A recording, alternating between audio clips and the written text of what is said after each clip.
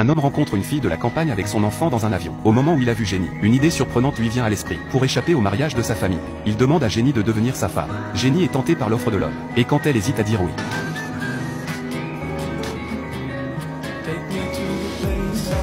l'homme s'empresse de parler de son adorable bébé. Le bébé est une aubaine. Jenny, désespérée, était sans défense. Elle a dû suivre l'homme à la sortie de l'aéroport. La limousine l'attendait. Elle est curieuse de monter pour la première fois dans une limousine. Elle arrive bientôt à la grande maison. Elle se demande combien cette maison doit valoir.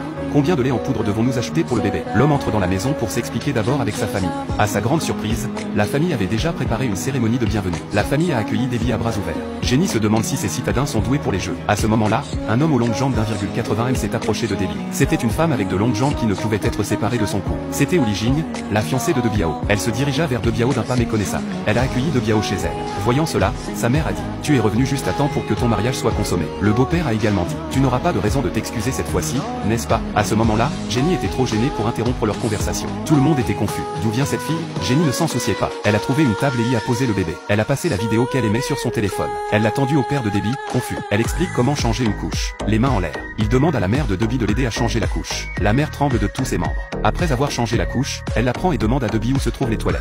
Elle se précipite dans la direction indiquée par Debbie. Ce n'est qu'à ce moment-là que la mère a compris. Elle a demandé à Debbie ce qui n'allait pas. C'était la première fois que Debbie était confrontée à une telle situation. Comme il ne savait pas comment expliquer.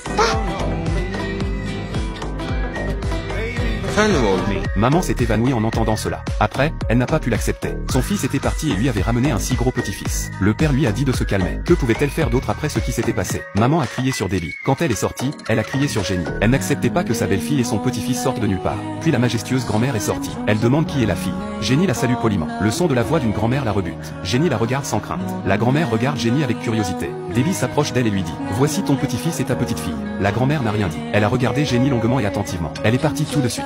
Debbie a levé secrètement le pouce. Que va-t-il se passer ensuite?